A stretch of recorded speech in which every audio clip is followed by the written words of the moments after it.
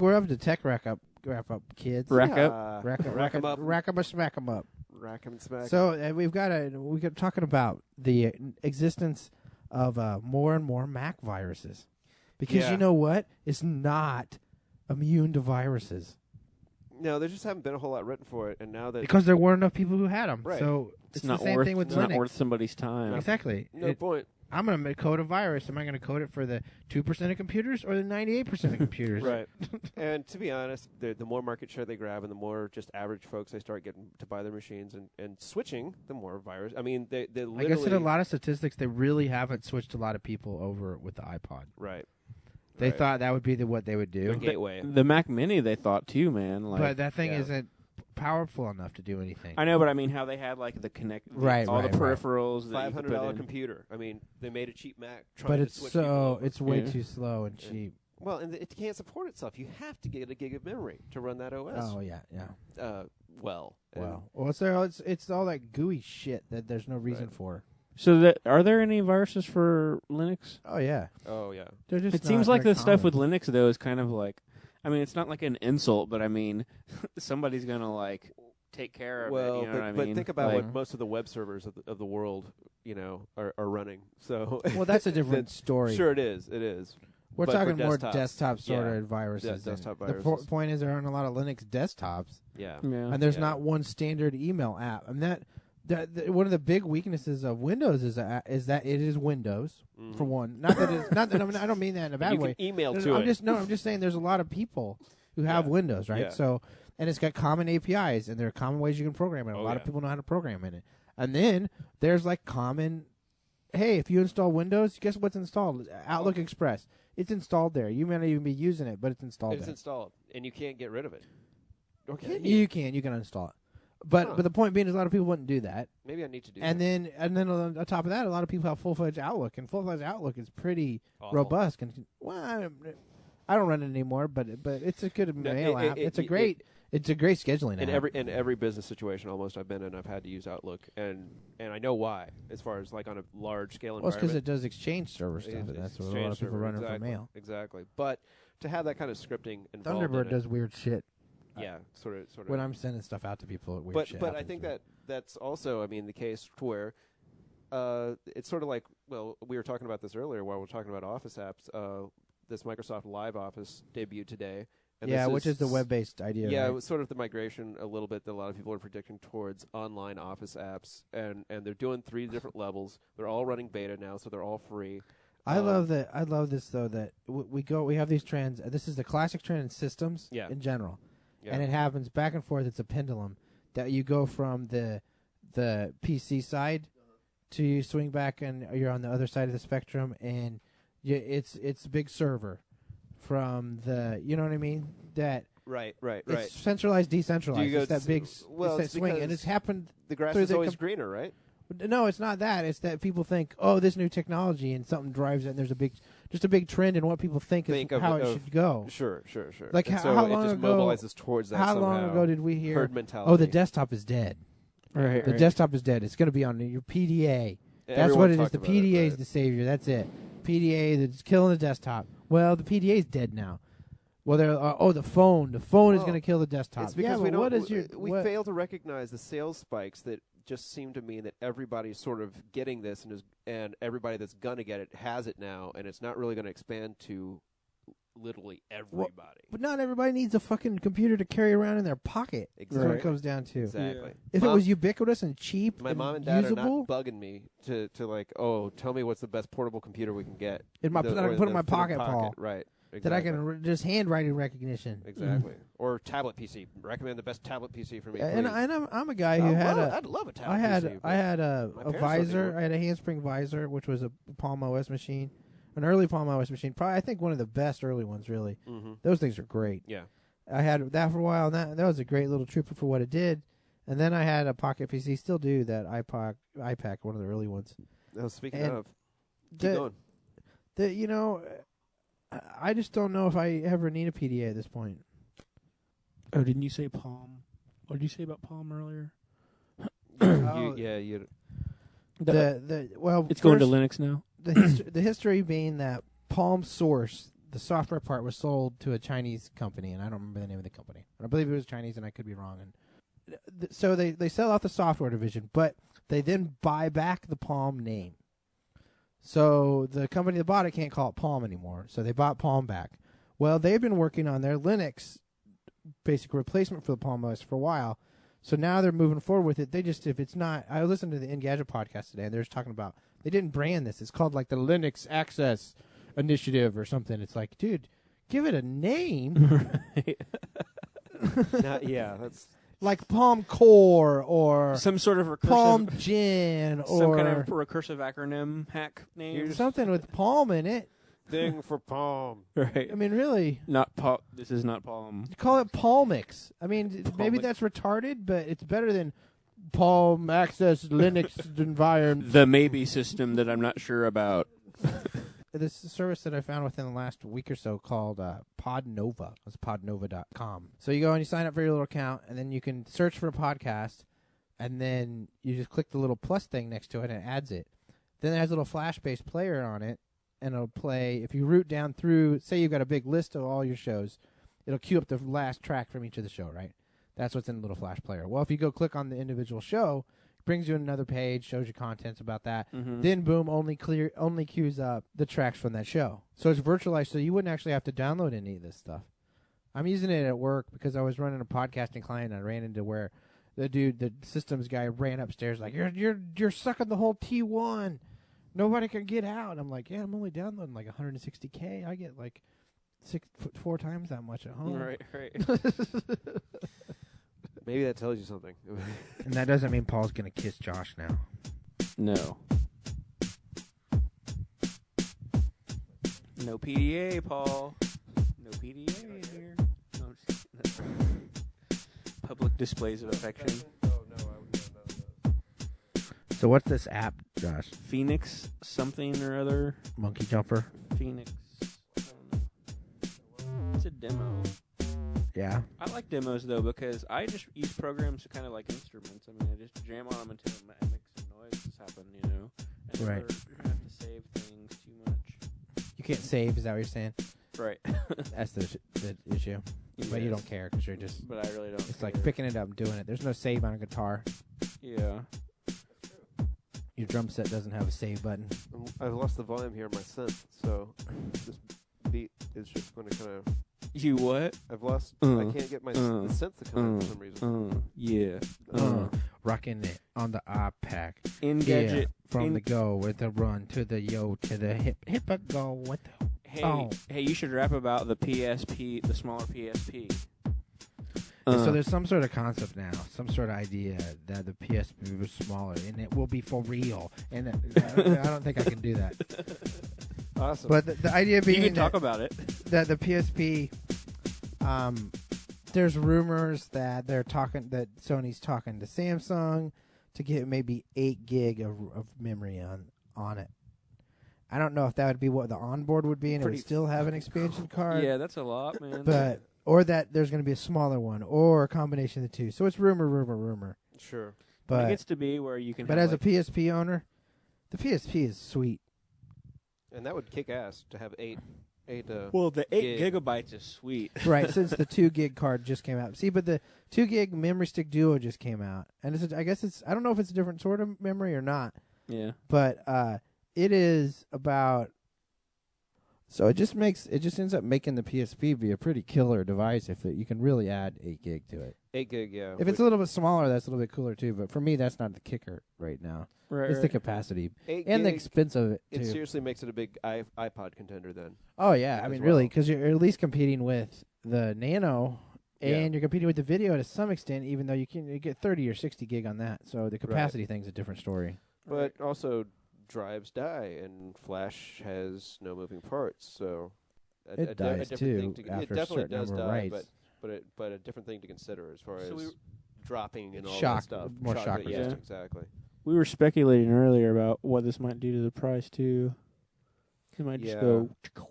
Yeah, it could go up quite a bit, but maybe they get some. Yeah, maybe they get that Sony RAM deal.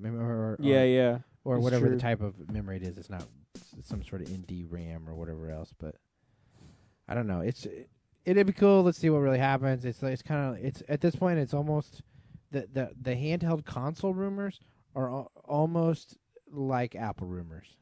Yeah. They're not that bad. I mean, I'm not gonna get them. They're not that bad.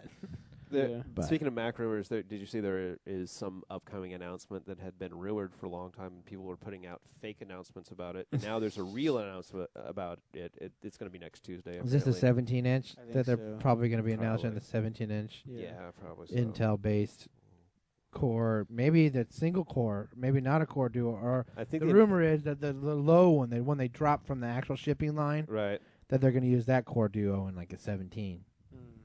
And the one that was 1.6. They dropped the 1.6 and went to a 1.8 and a 2. What the fuck is the point of that? Basically to say, we really made some. It's almost like... No, because I think they had planned to ship that 1.6, right? Right. I think they realized the power, maybe not power consumption, but what it had, like the oomph it had, the horsepower the thing had, wasn't what... they needed that little kick. They needed that 200 megahertz. So I think they went to that. Well, that didn't mean they hadn't already bought the 1.6s. I see. So I think they had the 1.6s, and they almost have to make something to use them. Is it the new iBook basically, or what will replace the iBook? Is that it's going to be a MacBook. It's going to be a MacBook. Okay. Because they're doing the Mac. I think the MacBook is going to be their brand for all of them. The Intel-based all ones. The Intel ones. For a while at least, and maybe they'll get rid of it, and maybe they'll do iBook. But I don't think they're killing the iBook because they still sell those G4 shit. Yeah. Why make a new one? No, a lot of people have bought them recently because they're sort of a deal. If people keep buying those That's computers, so sad. People keep buying those computers. Like, why make new ones? I just don't get that because for a long time, because the higher end clientele complains. I mean, when you go into a design firm, it's hilarious. Well, they're running clientele of an iBook. They were running like three generations old memory. Not That's the iBook, thing. but Macs in general. It's like people would like come and look at you work on a PC, and they'd be like, "Oh my god." Flash doesn't run that fast on me on a PC or on a Mac. Yeah, right. Exactly. I've never. You're seen like, yeah, stuff not on work your like Mac. that. It doesn't. No, not on any of them. Because you don't have a $9,000 one. Right. If you had the $9,000 one with the waterfall in it, right, and the neon, you only have the $3,500 one. That's the cheap one. What Yeah, are you? What are you? A skinflint? Come on. Do you not care about your software and design experience? Dual 2 gigahertz. Let's go, man. G4. Get it up. Duct tape banded together. That's right. Free phone-based podcast recording, Gcast. Yeah, I tried signing up for this. It's gcast.com. That looks really cool. Yeah. But yeah, it'd be really cool if they didn't send me they were supposed to send me a confirmation email. They never did. That had a link in it. Oh no, they sent me the email. There's no link in it. Oh, oops. It's like, hey, welcome to Gcast. Welcome. We'll see you on the other side. And there's no link. The other side of what? You're like on the other side of this text message you fucking sent me that doesn't have a link in it, asshole. All right, see you over there. So I went and signed up. Man, that sounds like a cool place. Yeah, so I was like, Gcast might be working out some kinks. Yeah, I think they're really early beta stuff. But it sounds potentially like something, Josh, you could use for kicking some podcasts while traveling. Yeah, supposedly they have a 1-800 number, but I don't know how that works internationally. Yeah, that might be a trick. Or I could just call your number and That's leave true. shit. Yeah. The Vonage number? Yeah, that one number that he had that I recorded some piano shit on in Tucson. Yeah, that's true. Is that your Vonage number? Yep. How long will it record? It'll go for a little while. I think I can set it too to make. Thank you, person who works for the White House. How long will it go? I don't know how long it'll go. Okay. See, that's it. Okay. I'm not judging the question. I'm just saying I think you can set it for amount of time. I'm not sure what it's set to right now, but whatever you did for the piano bits, that was a pretty long. Yeah, it was a little bit. It was like a couple minutes. Yeah, I mean. Did you play longer probably than not that? 2 minutes, but probably like under 2 minutes. Okay. I'll see what I can do about that. Cool. Get back to you on it. So, Half-Life 2 going episodic. Why wouldn't it? It's the best video game ever. Well, so the new one, the one that they did the tech demo stuff for, right, is going to roll out. And Paul is a big player of the Half-Life 2. Man, I actually a big player of Half-Life as well. Well, Half-Life 2 is especially. Obviously. As soon What's as the premise of Half-Life? You're shooter, Morgan right? Freeman. You're a scientist. You're a scientist, that Morgan Freeman. Survived this experiment gone totally wrong. That ripped holes in dimensions to evil alien monster Whoa, shit. This sounds bad. Right. So you've got to fix it all. So you're and the alien hero, monster shit's attacking your face. You're the hero. You're the hero with brains, which means you have a crowbar. You have to shoot stuff. Yeah, you start off with a crowbar, and eventually you end up shooting a lot of stuff. But you also have to do a lot of like logic puzzles. And things like that that are like on a move things around, scale. Move things around, raise the scale. water up, right. Smash the big drum, and it's so much fun to play. The It's so fucking engaging. alien who's and coming Half-Life at your 2, face. as far as like its physics and everything, has just kind of you can literally push around almost any object in the game. It has a great physics engine, which is what makes it cool. Yeah, it's cool. It's great. So that's so they're going episodic, meaning that awesome. a lot of this stuff is cinematic anyway. It really is. We were playing a couple games the other day, and it was True Crime Streets of New York, which is the big GTA competitor, sort of. Right? It's different though because it is New York. Okay.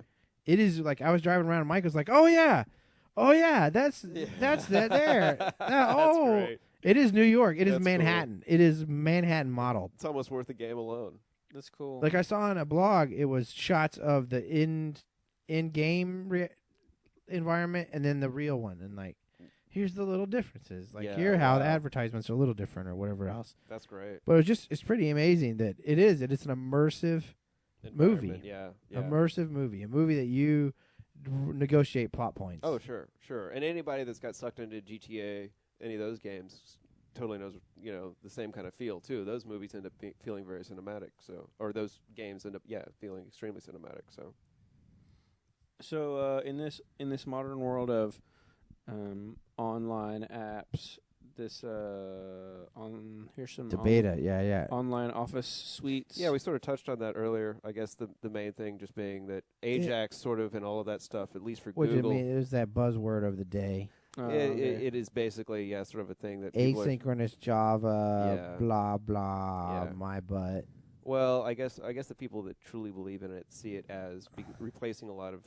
It's vague. It doesn't mean anything. Yeah, it's sort of like XML. It's a conglomerate. XML sort of means something specific. Now, specific. XML means something very specific. I think Ajax hasn't been well enough to find yet. Ajax is a big glom of technologies, is what it is. Exactly. It's like a movement, right? Like a style of doing shit. Well, and that's. But I don't sort think of is the online application movement. That's sort of what it. Hey, what it Mr. is. Paul, whose broadband drops every once in a while. Yeah. How would you love if all your every Office app you use actually it doesn't drop anymore? Was on. Well, I'm just saying. Yeah. Let's say it does. Sure. That would be a significant problem. That would be a significant problem. I don't think that's a good idea. But I think you know how screwed up that makes an office environment? Let's say the one day that your whole... It's not for a guy that it is in the office. It's for the guy that's traveling all the time. That's not what they're marketing all that at, though. To be able to share documents with people at the office or several and how do people in the office connect to it? Everyone can. Everyone right, can. But I'm saying the day that the broadband goes down and no one at the office can print anything even out because all their documents are online. It's for traveling sales teams or people that have a lot of remote employees. I just don't understand what it does that's exclusive. Nothing exclusive. I think what a lot of people like about those things, I mean, think about how many people now are using strictly email apps online and not using email online clients. And I think this is where people are I think that's going to die. Yeah, but that's always been like via the internet one way or the other. Sure. And this is like taking. I mean, is this like it's taking? Like, hey, are instead you of Microsoft Word on my computer, I'm working on some application. Right, it's in a website. Which is so. How's that better? One less thing to me. It's like something less to install. To be honest, Microsoft Word is completely unusable for me because now... Well, you use Abby Word or Open Office. Right. So there are other... But I don't understand this online aspect of it. It doesn't make any sense to me. A lot of the folks that worked on Open Office are working for Google on their new stuff, including a calendar app that's about to come out. So I understand... If you do it if it does something different. I understand why... if it integrates to something else. Why it exists, because, there's obviously a big push for... I'd love to uninstall Office, to be quite honest. I use that stuff so little that I'd love to I have Open Office on a lot of machines, and if you're just looking for Word, you can use Abby Word. PowerPoint so far is my main problem. I end up getting a lot of things for PowerPoint thing for jobs in PowerPoint. I don't know what to tell you about that crap. It's fucking PowerPoint is a piece of shit. I don't talk to people who use PowerPoint. It's seriously unfortunate. Then you don't get a lot of work in design then, if that's the case. Yeah, well, I don't work in that sort of realm, I suppose. There you go. So what else we got? Here's my PowerPoint presentation. Oops, Vista delays out a bit early. It looks like it's going to be eight different flavors. varieties. 8 flavors, and then that's denied. So I don't know. No, it's not denied. They it just was pulled. they just pulled it because they're not ready to announce it. Because it's early it. marketing, nothing's finalized. Is what it comes down to. Right. The OS isn't even close to being shipped. They're going to be like, "See, you were wrong. We have 7." Yeah, exactly. Well, a lot of them are because of that European stupid decision, European media player decision shit. Right. So they got to have. How excited were you, Josh? You buy your new laptop, right? You get it home, you install it. You live in Denmark, and all of a sudden you can't play CDs or video or audio or anything. You got to go download shit. But if you bought an Apple, you don't have an AOL account or a DOL account or whatever. If you bought an Apple, you've already got iTunes and QuickTime there. How's that work? Yeah, how did they get away with that? Anyway, yeah, and so there's also the deal with you're already up to 4 because you have the home and business versions obviously of Vista that are going to be there. Then you have to do the EU version of each of those too. So that's 4. Is there going to be like a Pro?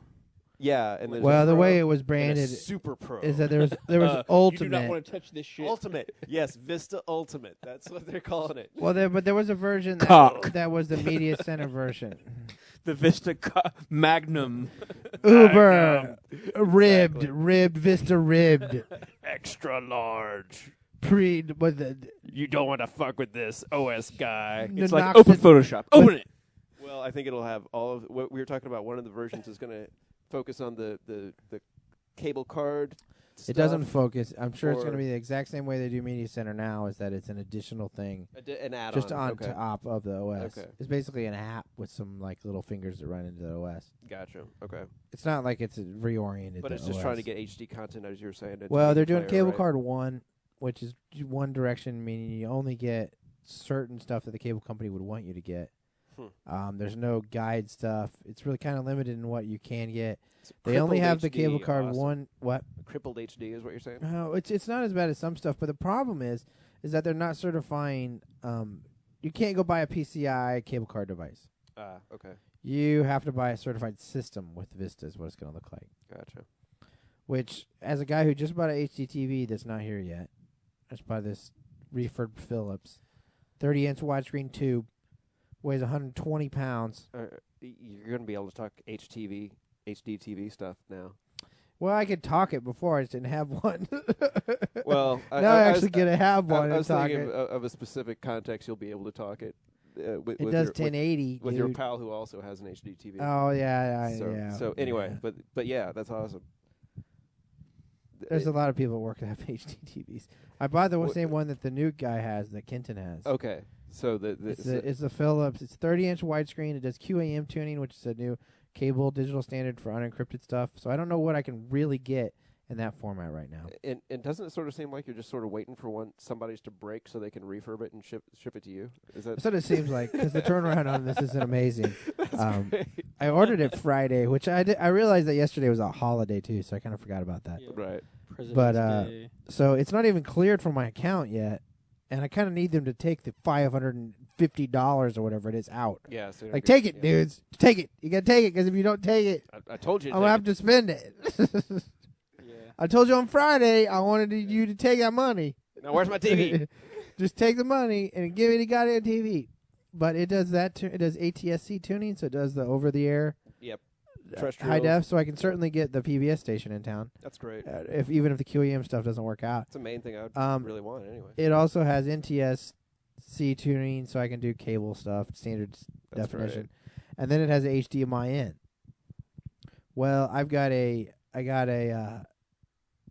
DVI to HDMI converter. So if I get a card that has DVI out on the computer, I can drive the high def from the computer.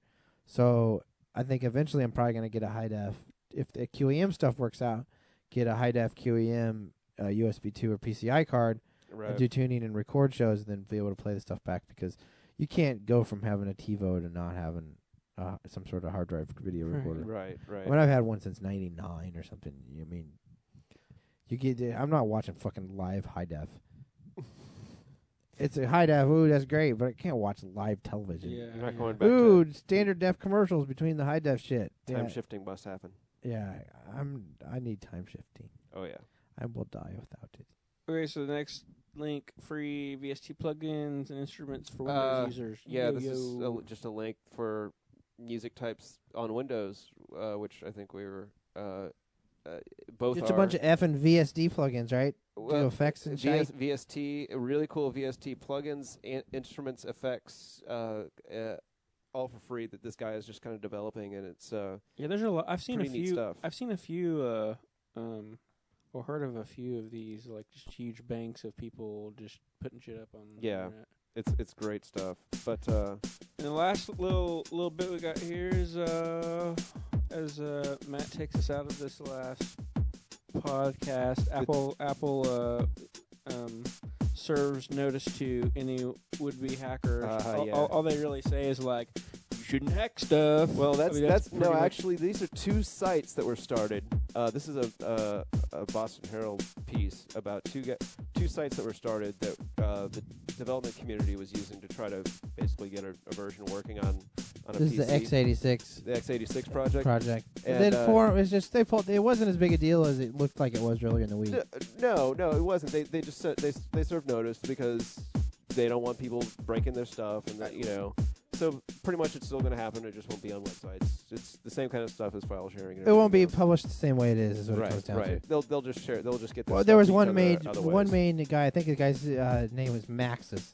Yeah. That was doing all the actual cracking to get past stuff, and it totally violates the DMCA. Oh, absolutely. I mean, there's no question about it. It is blatantly illegal, and yeah. And they were told. And if you read their thing, they said our death has been greatly over. What's the classic quote? Yeah, our demise has been exaggerated or something to that extent. I don't. The point being that it's not like going to stop. What these guys are doing is just shutting down their sites.